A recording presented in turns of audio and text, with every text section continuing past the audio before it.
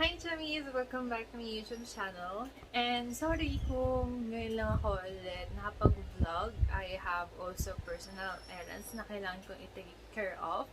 So, kung hindi nyo pa napapanood yung previous ko na video, I'll put it on the description box below para mapanood nyo. And, nice! ano ba? Nakakain ko yung buhok ko. And, ayun nga, napapansin ko kasi sa Facebook na may mga kumakalat na nagbebenta sila ng Gcash card, which is sobrang hindi dapat kasi kailangan personal details mo yung nakalagay mo dun sa Gcash card mo. Also, ang fish niya, tsaka huwag kayong magpapascam kasi nga madali lang naman kumuha ng Gcash card. So, kung hindi nyo alam kung paano, tuturuan ko kayo. So, let's get started.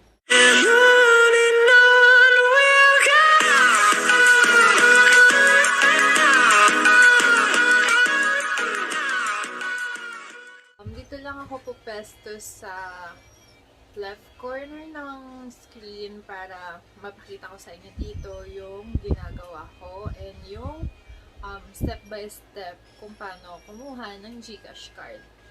So, start na tayo. Punta lang kayo sa Google and then type nyo dito is Gcash card. Then yung unang lalabas sa search ninyo, i-click nyo yon. And then madadirect kayo dito sa page na to. And dun sa page na yon is may instructions kung paano kayo kukuha ng Gcash card. So, first, ang sabi dito is ensure that your Gcash mobile number is fully verified prior to ordering Gcash Mastercard. So, paano i-verify yung inyong Gcash account na comply mo lahat ng kailangan fill upan dun sa paggawa ng iyong Gcash account. So, next, kailangan mong fill upan yung Gcash Mastercard order form, which is nasa baba naman ng page na to. So, mamaya pupunta tayo doon. Next, please ensure that your delivery address is within the coverage areas. Kasi may mga areas na hindi abot or wala silang hub dun sa areas na yun, kaya hindi applicable. So, let's click here para makita natin kung ano yung mga not applicable areas na pagdideliveran nitong mga Gcash card. So, ayan. So, and so forth. You can go ahead and check it for your own kung kasali ba yung area ninyo sa mga hindi covered na areas na pwedeng mag-deliver ng Gcash card. If possible na, if unfortunately hindi abot yung area ninyo, kung meron siguro kayong kamag-anak or kaibigan na pinagkakatiwalaan nyo, doon na lang sa address nila ipadala yung Gcash card na ipaprocess ninyo para may magamit din kayo. So, yun. Next, dito, upon clicking, submit your order number shall be displayed because gagamitin niyo siya mamaya pag nagbayad na kayo ng Gcash card. So, mamaya ituturo ko din sa inyo yung kung saan kayo magbabayad. Next is pay for the card 215 pesos via Gcash app. So, bakit 215? 150 yung bayad mo sa card and then 65 yung delivery fee. So, ayun siya kung bakit siya 215.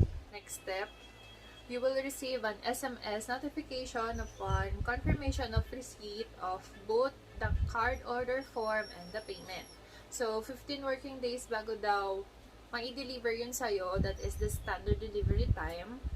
Magkakaroon ng delay siguro kasi, alam naman natin, pandemic pa rin. So, may mga areas na strict pa rin kasi, kaya mahihirapan yung delivery team ng Gcash. So, patience lang sa pag-aantay ng Gcash card niyo. And then, sabi dito, reminders Fully verified Gcash mobile number shall be processed. For non-verified Gcash numbers shall be automatically cancelled and the full amount returned to your Gcash account. So, pag hindi ka verified, ayun nga, at nagbayad ka, babalik din naman yun sa account mo. Same goes with incomplete card orders, like wala kang order form o kaya hindi ka nagbayad, ayun, babalik din naman yun. Makakancel siya within 5 days. Pero pag nakapagbayad ka naman, marirefund naman yun, babalik sa account mo. Then, for out of coverage area and failed delivery attempts, makakancel siya. However, ang mababalik lang sa'yo is yung nayad mo for the card. Kasi yung delivery fee is magagamit na nila kasi nga, kung ilang beses na sila nag-attempt na mag-deliver sa area mo, tapos na-failed, ganun. So, expect na 150 na lang ang babalik. So, eto na nga, may disclaimer sila dun sa Mastercard order form. So, beginning Feb 2021, all newly issued Gcash Mastercard EMV chip contact cards are valid up to 2023 only. And, ayun na nga, nag-resume na sila na mag-deliver sa Metro Manila and selected provincial areas since may community quarantine pa rin in some areas. So, for the order details, ang kailangan dyan, Gcash mobile number na gamit nyo, which is yung nasa Gcash account niyo. Then, your first name, last name, delivery/shipping address, and then another contact number kung saan pa pwede kayong makontak ni courier. So, fill upan nyo lang tong form na to. And then, click nyo yung box dun sa may terms and conditions. So, after nun, next is mapupunta kayo sa confirmation page, which is yung i-review nyo muna yung mga details na in-input nyo kung tama ba. Kung mali is mag-back lang kayo.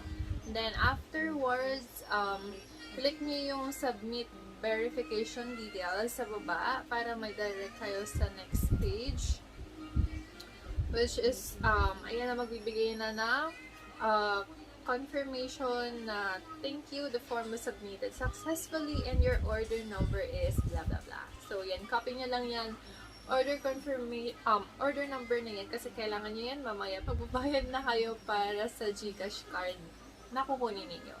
Next is punta na kayo sa inyong Gcash account, i-open nyo. Punta kayo sa Pay Bills, and then i-click nyo yung Payment Solutions. And then hanapin nyo doon is yung Gcash Mastercard. Then afterwards, ito ang lalabas. Nakalagay dito, payment will be posted within 3 business days. And then, the amount due is 215, katulad nga ng sinabi natin kanina, which is yung Gcash Mastercard kit is 150 pesos plus delivery fee na 65 pesos. So, ayan, input nyo lang yung Gcash mobile number nyo, yung order ID kanina na lumabas nung kinonfirm na natin yung ating mga details, and then yung amount kung magkano, which is 215, and then email address, optional kung gusto nyo or hindi, okay lang naman. And then, after nun, next na natin, para mabayaran na natin siya. Lalabas naman dyan, order complete. Wait na lang tayo within 15 days because that is the standard time. And, tingnan natin kung makakakuha tayo ng Gcash card. And that will be it. Thank you for watching. Kindly like, share, and subscribe to my YouTube channel. Also, click mo na yung bell dyan para ma-notify ka sa aking mga susunod na vlog. And see you on my next one. Bye!